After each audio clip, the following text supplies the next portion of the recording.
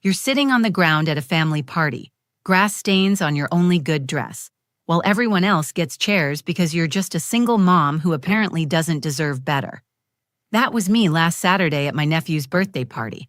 My sister-in-law Ivory looked me dead in the eye and said single mothers should sit on the floor since we're more flexible and used to making do with less. I wanted to disappear into the ground right there. But then something happened that changed everything. A man in an expensive suit walked through the backyard gate, briefcase in hand, scanning the crowd like he was looking for someone specific. When he spotted me sitting there in the grass, humiliated and ready to leave, he walked straight over and said the words that made my entire family drop their cake. "I've been looking everywhere for you, Miss Moreau. You own this house now." I'm Celeste, and I've been a single mom to my 8-year-old daughter, Luna, for 2 years now. After my divorce, I've been working double shifts as a waitress during the day and cleaning offices at night just to keep our tiny apartment and put food on the table. My family has never let me forget that I'm the one who couldn't make it work in marriage, the one who's always struggling, always behind on something. They see me as their charity case, the family member who needs pity but doesn't deserve respect.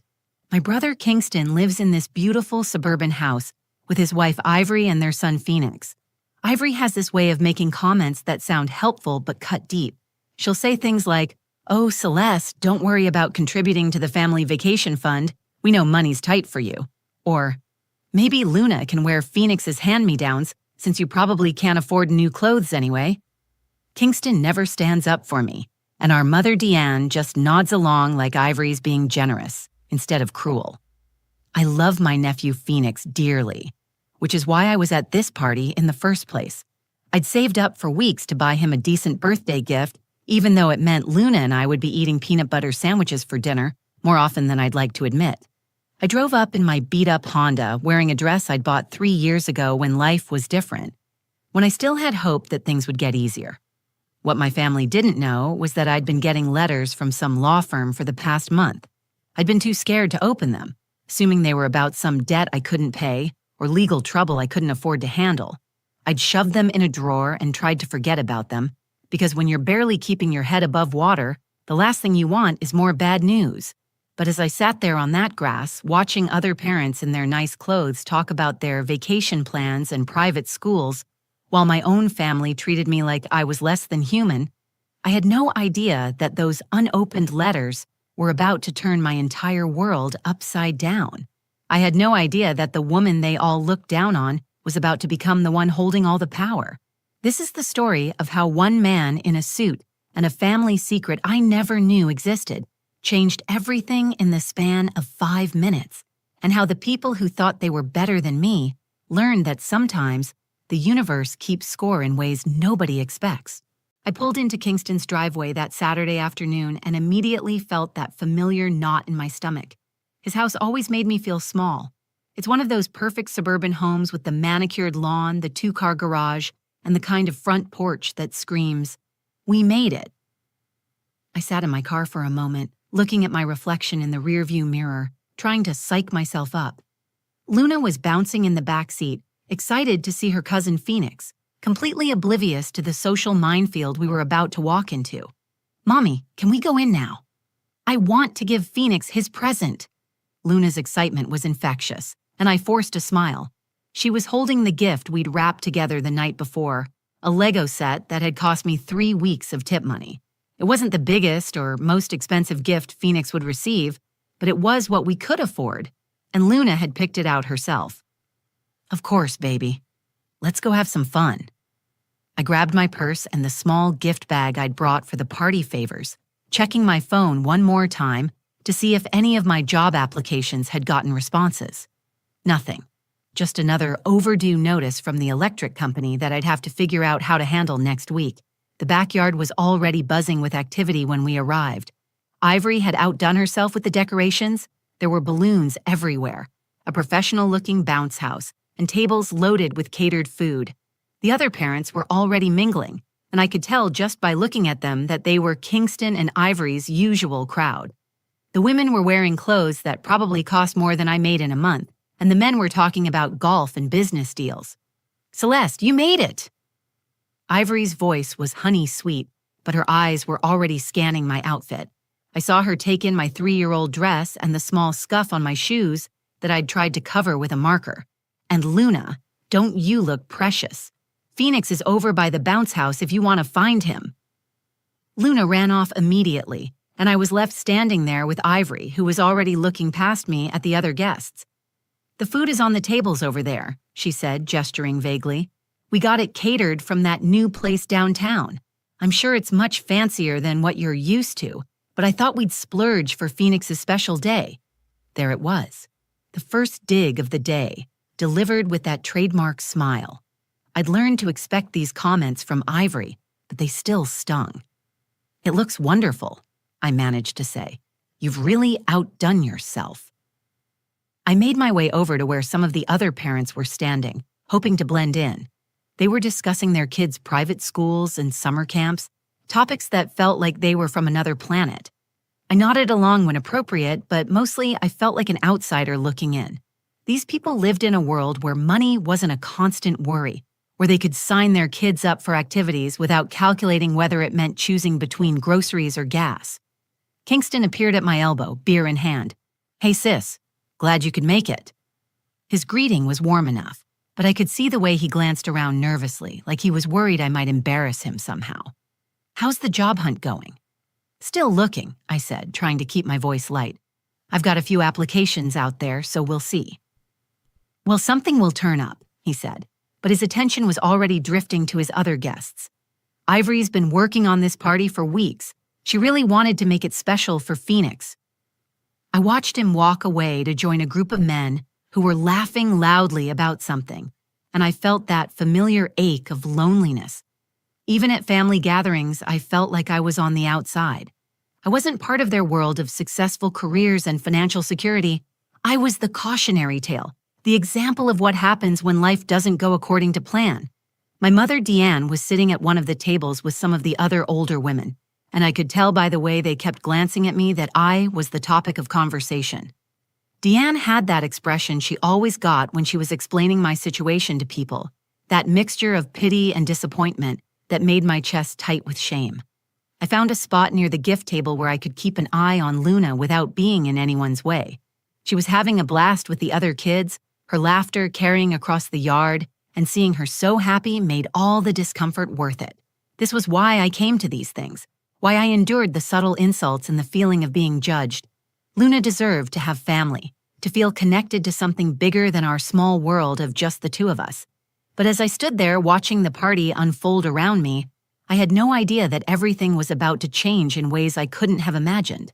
The party was in full swing when I noticed the seating situation becoming an issue. More families kept arriving, and the folding chairs that had seemed adequate earlier were now clearly not enough. I watched as couples naturally paired off and claimed seats together, their children running around the yard with cake-sticky fingers and boundless energy. I'd been standing near the gift table for about an hour, shifting from foot to foot in my uncomfortable shoes, but I didn't mind. Luna was having the time of her life, and that's all that mattered to me. That's when Ivory approached me with that smile I'd learned to dread. It was the smile she wore when she was about to say something that would sound reasonable to everyone else, but would cut me to the bone. She was carrying a plate of those fancy little appetizers, looking every inch the perfect hostess in her designer dress and pearl necklace. "Celeste, honey, we have a little situation," she said, lowering her voice just enough to seem conspiratorial, but not so much that others couldn't overhear. "We're running short on chairs, and I was thinking, since you're so good at adapting to different situations, maybe you wouldn't mind sitting on the grass. You know how single moms are so flexible and resourceful." The words hit me like a physical blow. I felt my face flush hot with embarrassment, and for a moment, I couldn't speak. Around us, other parents were pretending not to listen, but I could see them exchanging glances. Some looked uncomfortable, others seemed to be waiting for my response, with barely concealed curiosity. "I mean, it's just practical," Ivory continued, her voice getting a little louder. "The married couples need to sit together, and they're not really used to making do with less comfortable arrangements, but you've gotten so good at managing in difficult circumstances." I wanted to disappear. I wanted to grab Luna and run to our car and never come back. but Phoenix was looking over at us with his big smile, still innocent enough not to understand the adult dynamics playing out around him. And Luna was right in the middle of a game with the other kids. I couldn't make a scene. I couldn't be the dramatic single mom who ruined a child's birthday party. "Of course," I managed to say, my voice barely steady. "That's fine, no problem at all." "I knew you'd understand," Ivory said, and I could hear the satisfaction in her voice. "You're always so reasonable about these things." I looked around for Kingston, hoping my brother might step in and offer his own chair or suggest a different solution. He was standing about 10 feet away with a group of the other dads, clearly having heard the entire exchange. Our eyes met for a moment, and I saw something flicker across his face that might have been shame. But then he looked away and continued his conversation like nothing had happened. My mother, Deanne, was sitting with the other older women, and when I caught her eye, she actually nodded approvingly at Ivory's suggestion. Uncle Merrick, who was lounging in one of the more comfortable chairs with a beer in his hand, actually chuckled and said, "Well, Celeste's always been the practical one in the family." So I sat down on the grass, feeling the dampness seep through my dress almost immediately. I tried to arrange myself in a way that looked dignified, but there's no graceful way to sit on the ground in a dress while everyone else is in chairs above you. The physical discomfort was nothing compared to the emotional humiliation of being singled out this way, of having my circumstances thrown in my face in front of all these people. From my spot on the ground, I could hear fragments of conversations floating around me. The other parents were discussing vacation plans, private school admissions, and home renovations. Someone was talking about their nanny's schedule, while another parent complained about having to choose between their country club membership and their boat payments. Their problems were so different from mine that they might as well have been speaking a foreign language. I watched Luna playing with the other children, her joy completely unaffected by the social dynamics the adults were navigating. She looked over at me once and started to come over, probably noticing that I was sitting in an odd spot, but I waved her back toward the other kids. I didn't want her to witness this humiliation, didn't want her to see how her mother was being treated by people who were supposed to be family. The worst part wasn't even the sitting on the ground. It was the casual cruelty of it. The way Ivory had made it sound like she was doing me a favor by pointing out how pathetic my situation was. It was the way my family had stood by and watched it happen, some of them even seeming to enjoy the show. I was starting to gather my things, planning to make some excuse about needing to leave early when everything changed. I'd had enough. The humiliation was complete, and I could feel tears threatening to spill over if I stayed another minute. I started gathering my purse and the light jacket I'd brought, trying to be discreet about my preparations to leave.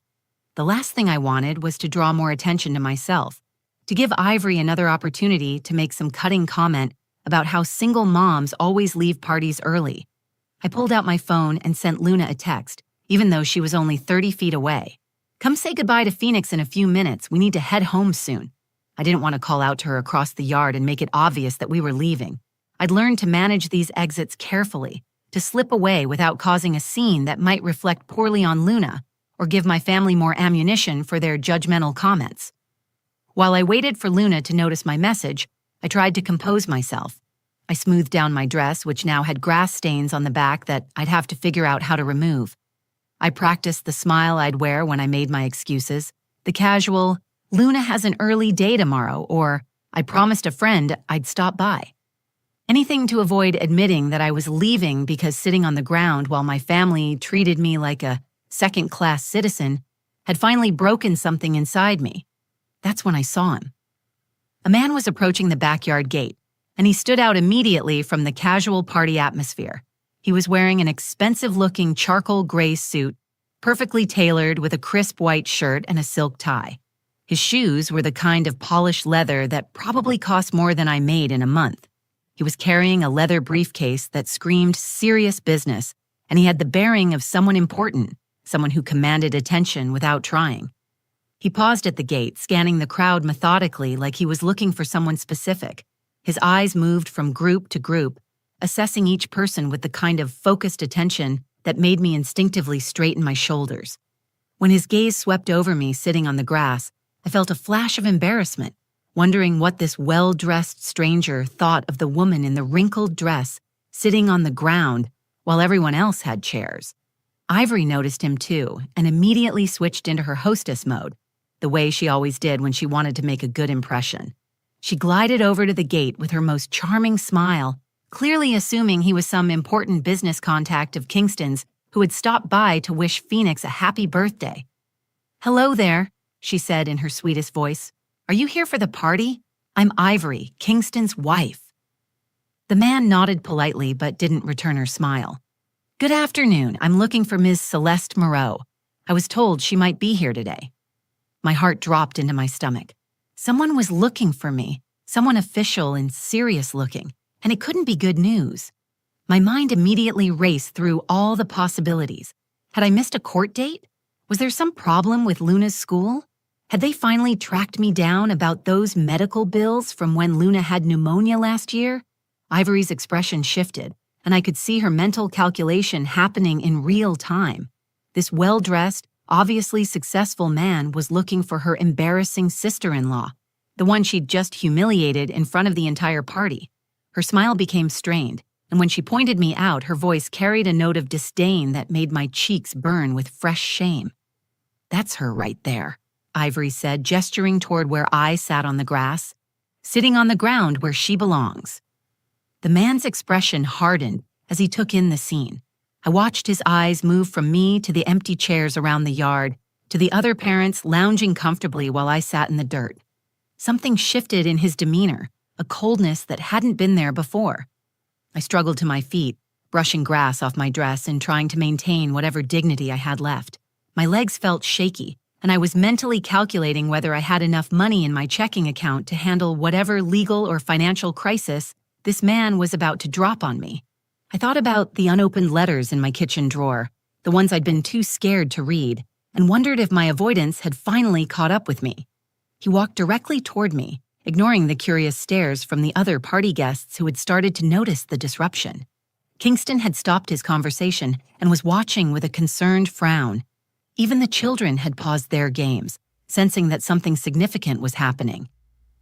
"Miss Celeste Moreau?" the man asked when he reached me. "Yes," I said, my voice barely above a whisper. "That's me." "My name is Harrison Blackwell from Blackwell and Associates. I've been trying to reach you for 6 weeks." Harrison Blackwell opened his leather briefcase with the kind of practiced efficiency that spoke of years handling important documents. The metallic click of the latches seemed unnaturally loud in the sudden quiet that had fallen over the backyard. Even the children had stopped playing, sensing that something monumental was happening in the adult world around them. "Ms. Moreau," he said, pulling out a thick manila folder, "I represent the estate of your great-aunt Vivian Ashford. She passed away 3 months ago, and I've been tasked with executing her final wishes." I stared at him blankly. Vivian Ashford. The name was vaguely familiar, like something from a half-remembered childhood story. I had a dim memory of meeting an elegant older woman at a family gathering when I was maybe 8 or 9, someone who had given me a beautiful music box and told me to always remember that I was special. But that was over 20 years ago, and I'd barely thought about her since. "I'm sorry," I said, still confused, "but I don't understand. I hardly knew my great-aunt. Why would you be looking for me?" Harrison's expression softened slightly, and I caught a glimpse of something that might have been compassion in his professional demeanor. "Ms. Moreau, your great-aunt Vivienne was a very wealthy woman. She owned several properties and had a substantial investment portfolio. More importantly, she spent the last few years of her life keeping track of her family members, particularly you." The crowd around us had grown completely silent. I could feel dozens of eyes on me, but I couldn't focus on anything except Harrison's words. He opened the folder and pulled out several official-looking documents with heavy letterhead and gold seals. "According to her will, which was updated just 6 months before her death, you are the sole beneficiary of her entire estate." He handed me the first document, and I saw my name clearly typed in legal language that I couldn't fully comprehend. This includes all of her financial assets, which total approximately $2.3 million. I heard someone gasp behind me, probably my mother, but the sound seemed to come from very far away. The number bounced around in my head without finding anywhere to land. $2.3 million. It was more money than I could conceptually understand, more than I'd ever dreamed of having. But there's something else, Harrison continued, and now his voice carried a note of what I could only describe as satisfaction. She also owned this property. He gestured toward Kingston's house, the beautiful suburban home that had always made me feel so small and inadequate. Your great-aunt Vivian purchased this house 15 years ago as an investment property. She's been renting it to your brother at well below market rate as a family courtesy. The world seemed to tilt sideways. I looked at the house, at Kingston's face, which had gone completely white, at Ivory, who was staring at Harrison like he'd just announced the end of the world. "That's impossible," Ivory said, her voice shrill with panic.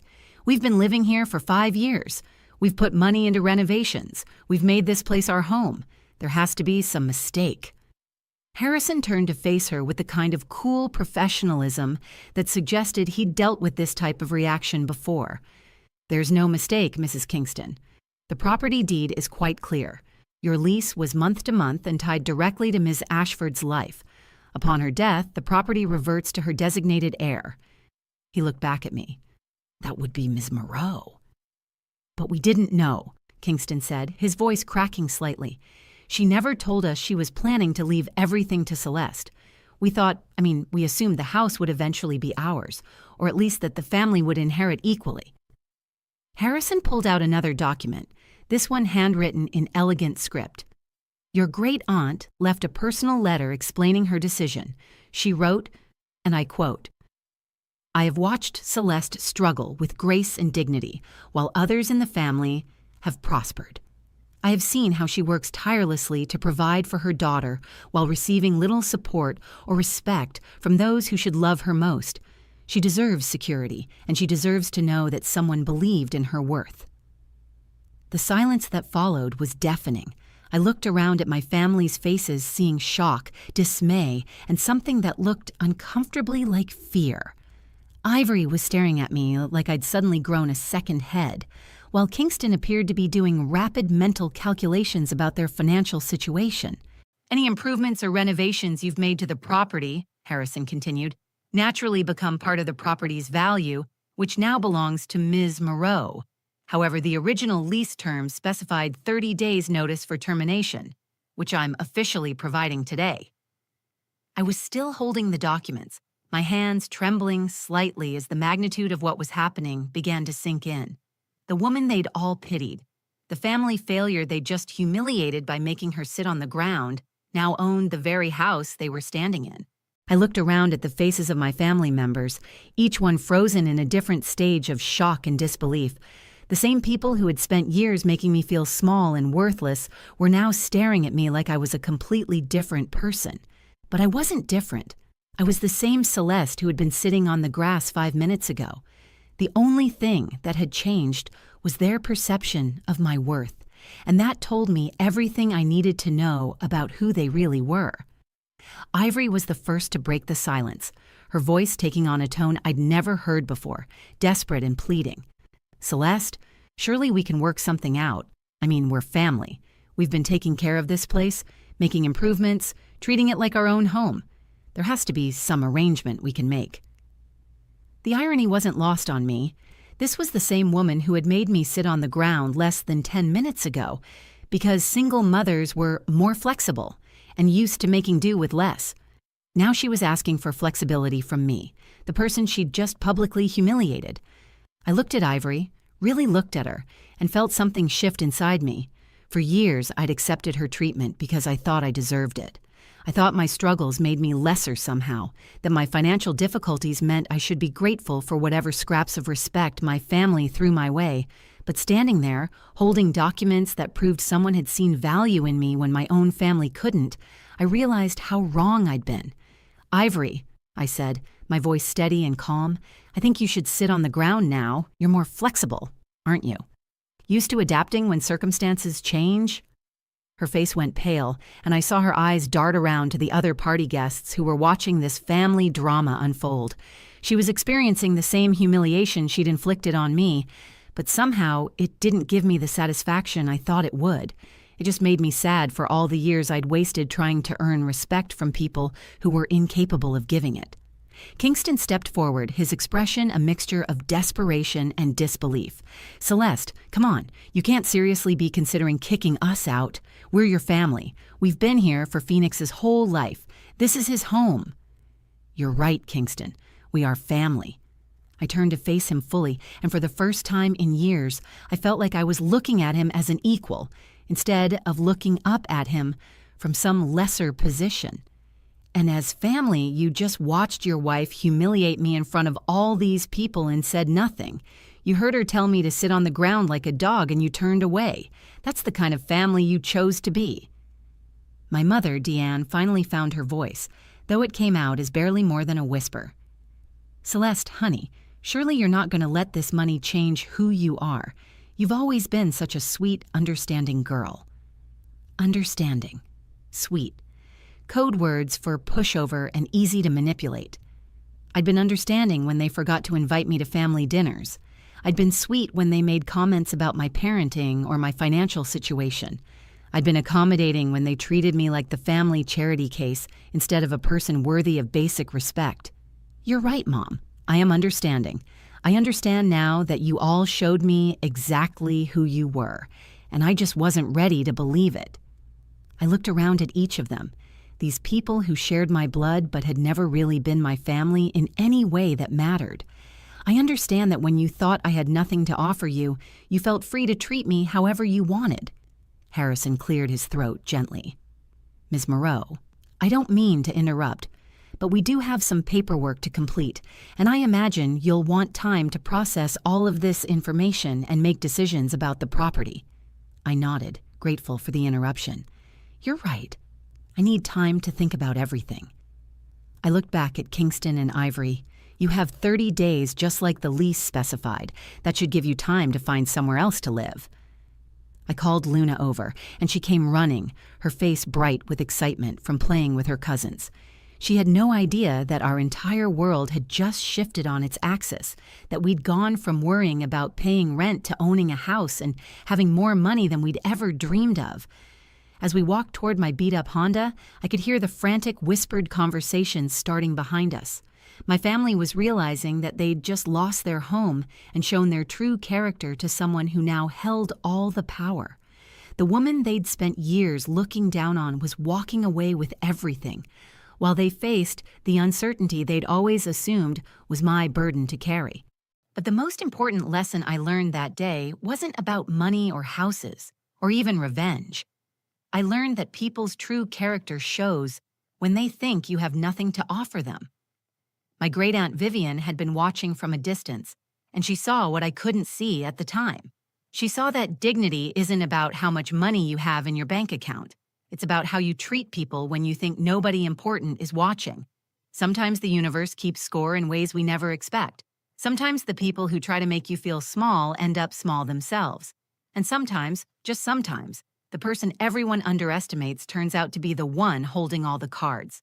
If this story resonated with you, please hit that like button and share it with someone who needs to hear that their worth isn't determined by other people's opinions. Don't forget to subscribe to our channel for more stories about finding strength in unexpected places and never letting anyone convince you that you deserve less than respect. Your story matters, and so do you.